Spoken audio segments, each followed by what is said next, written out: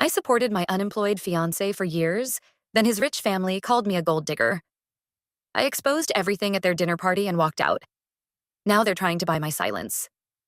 I, 29F, recently ended my engagement with my fiancé, Tom, 36M, after a disastrous dinner with his family.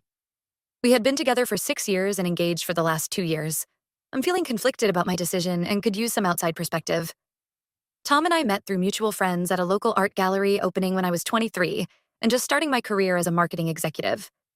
He was 30 and working as a financial analyst at a prestigious firm. I remember being immediately drawn to his charisma and wit. We spent the entire evening discussing everything from modern art to our favorite travel destinations. By the end of the night, we had exchanged numbers and made plans for our first date. Our relationship progressed quickly after that. We discovered we had a lot in common: a love for indie films, a passion for trying new cuisines, and a shared dream of eventually starting our own business.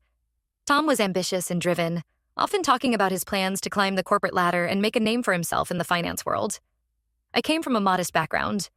My dad was a high school history teacher, and my mom worked as a pediatric nurse.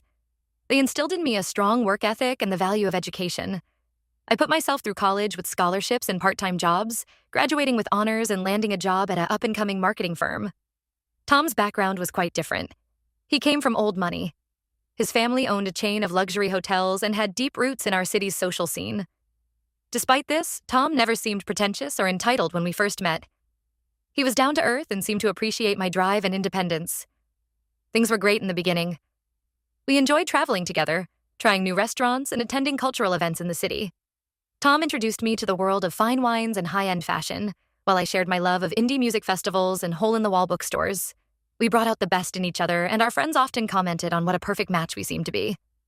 About 2 years into our relationship, Tom got laid off from his job during company-wide cuts.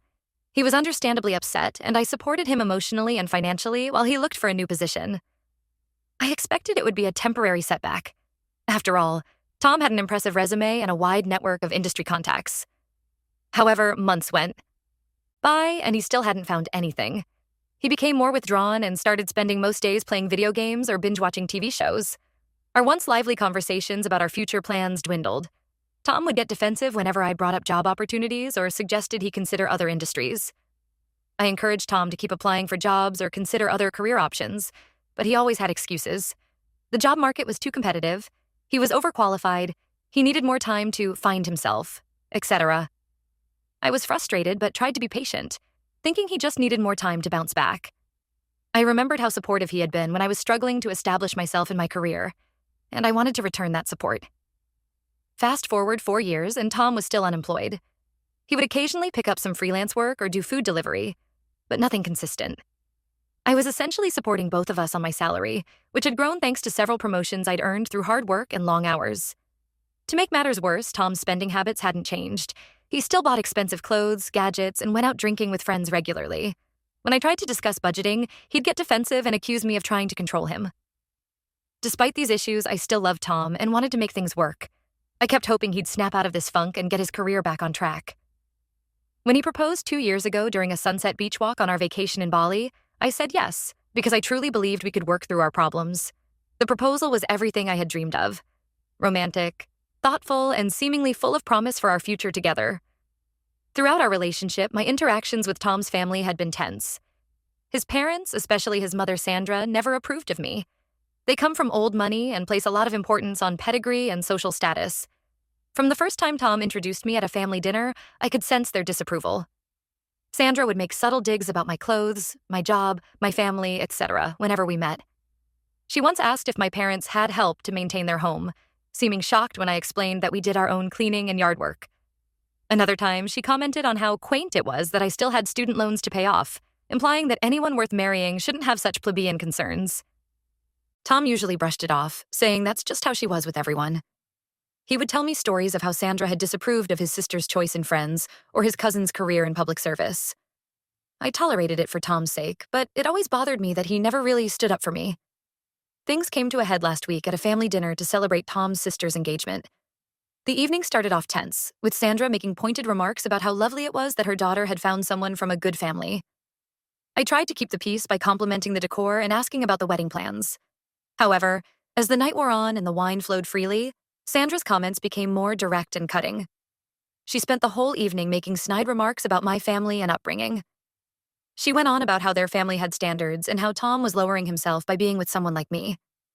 I tried to keep my cool, but finally snapped when Sandra said I'd probably trap Tom by getting pregnant.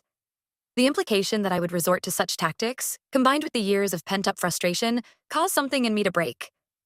I told her off, saying that if anyone was trapping Tom, it was them, by babying him and enabling his unemployment. I revealed that I'd been supporting Tom financially for years while he sat around doing nothing.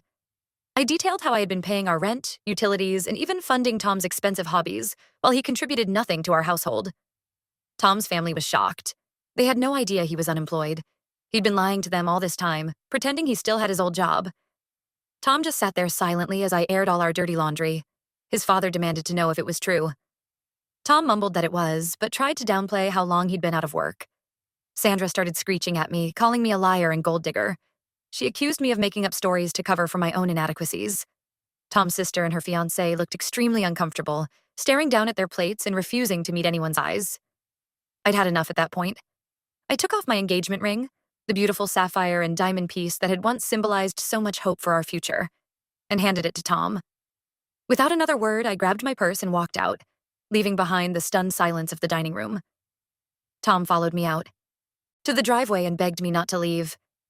He said he was sorry for not defending me and promised he'd start looking for work seriously.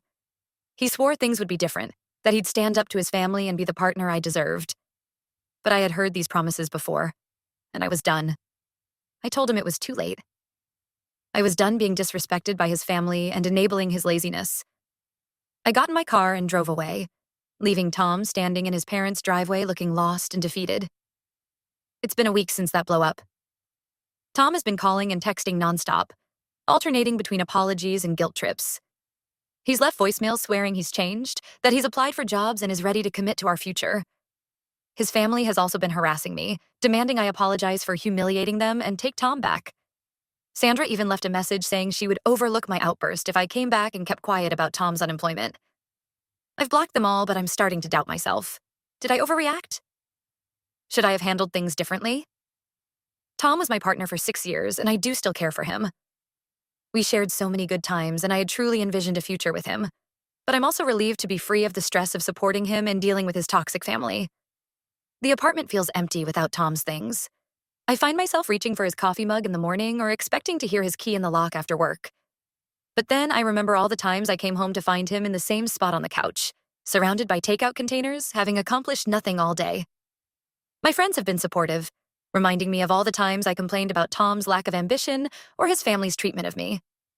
They've been keeping me busy with girls' nights and day trips, trying to keep my mind off the breakup. So Reddit, aita for ending my engagement like this?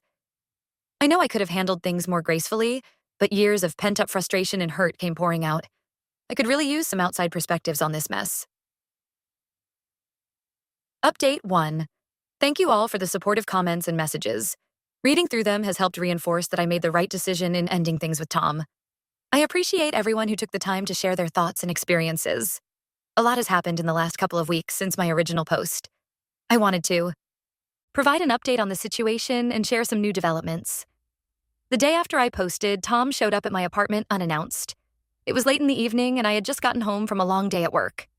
I heard loud knocking and opened the door to find Tom swaying on his feet, clearly intoxicated. He tried to push his way inside, saying we needed to talk. I refused to let him in and told him to leave. That's when he started yelling, loud enough for the whole building to hear.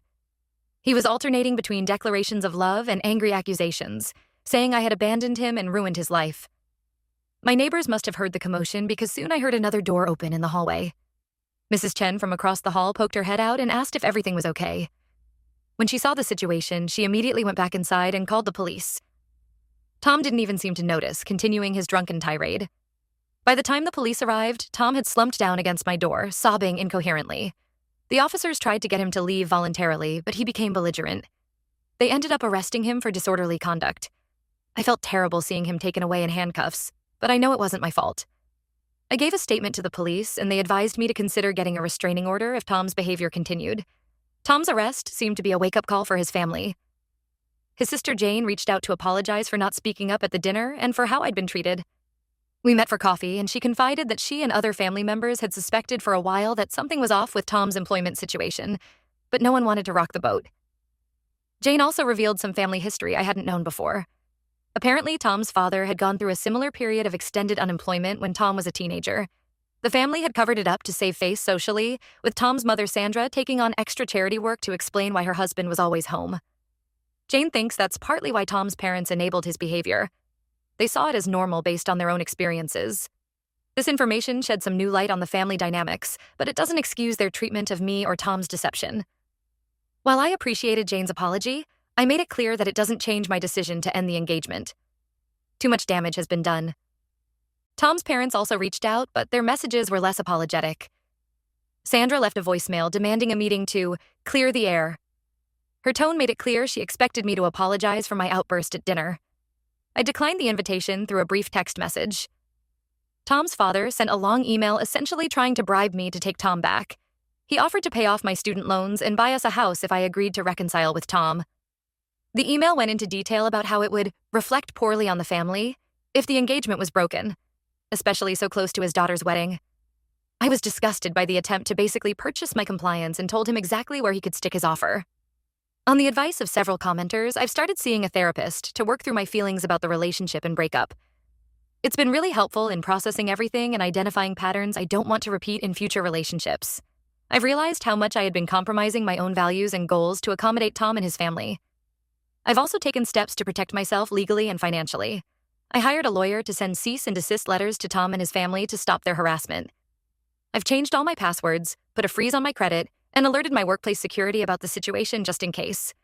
My company has been surprisingly supportive, even offering to let me work from home for a few weeks if I felt unsafe. The hardest part has been going through the process of untangling our lives. Tom and I never officially lived together, but he spent most nights at my place and had gradually moved a lot of his stuff in. I enlisted some friends to help me pack it all up and had it delivered to his parents' house where he's been staying. Sorting through everything brought up a lot of memories, both good and bad. I came across old love letters from our early days, souvenirs from our travels, and photos from happier times. But I also found evidence of Tom's deception, resumes he'd never sent out, self-help books on finding motivation that were still shrink-wrapped, and even a hidden stash of unpaid bills he'd kept from me. One discovery hit me particularly hard. I found a small velvet box tucked away in Tom's nightstand. Inside was a beautiful pair of sapphire earrings, the ones I had admired months ago when we walked past a jewelry store. There was a note saying they were meant to be an anniversary gift. It was a bittersweet reminder that despite everything, there had been genuine love between us at one point. I'm slowly starting to envision a future without Tom. I've signed up for some classes I've always wanted to take, a creative writing workshop and a cooking class specializing in international cuisines. I'm also planning a solo trip abroad next month, something I've always dreamed of doing but put off because Tom was uncomfortable with me traveling alone. My friends have been incredibly supportive, keeping me busy and reminding me of my worth. We've had movie nights, tried new restaurants, and even went on a weekend hiking trip. It's been a reminder of how much I had been isolating myself to accommodate Tom's increasingly hermit-like lifestyle. There are still moments where I miss Tom and our relationship. 6 years is a long time to share your life with someone. But I know that what I'm mourning is the potential of what could have been, not the reality of what our relationship had become.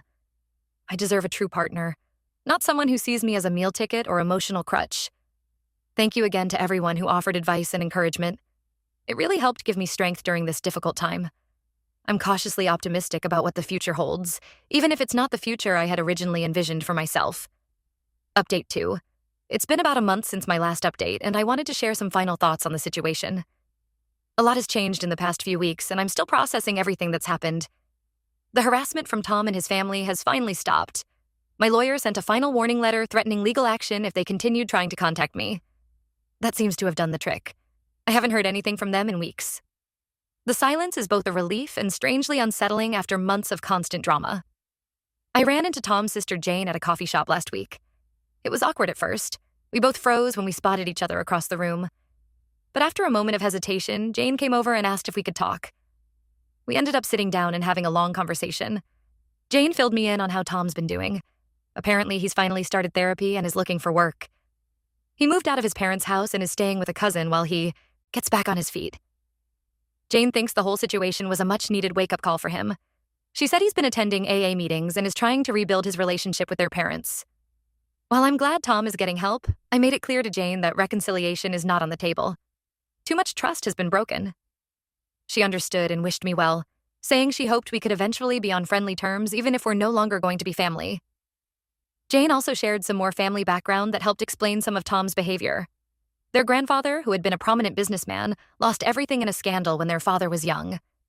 The family clawed their way back to prosperity, but it left deep scars. There's a family culture of keeping up appearances at all costs and never admitting to any kind of failure or weakness. This context doesn't excuse Tom's actions or his family's treatment of me, but it does help me understand the dynamics a bit better. It made me realize how much pressure Tom must have felt to live up to his family's expectations, and how terrified he must have been to admit he was struggling. I've been focusing on rebuilding my life post-breakup. I moved to a new apartment in a different neighborhood to get a fresh start. My new place is smaller, but it feels good to have a space that's truly my own. I've been enjoying decorating it exactly how I want, without having to consider anyone else's tastes or needs. Work has been a great distraction. I threw myself into some big projects and even got a promotion last week. My boss pulled me aside to say how impressed he's been with my performance lately. It felt good to be recognized for my efforts after years of Tom downplaying my career. I've also started casually dating again. Nothing serious yet, but it's been nice to get out there and remember what it feels like to be appreciated. I'm taking things slow and being upfront about my recent breakup. Overall, I'm in a much better place mentally and emotionally than I was a couple months ago. There are still moments of sadness or doubt, but they're becoming less frequent. I'm excited about the future in a way I haven't been in years. Thank you again to everyone who offered support and advice throughout this journey. Your words gave me strength when I needed it most. I hope my story can help others who find themselves in similar situations.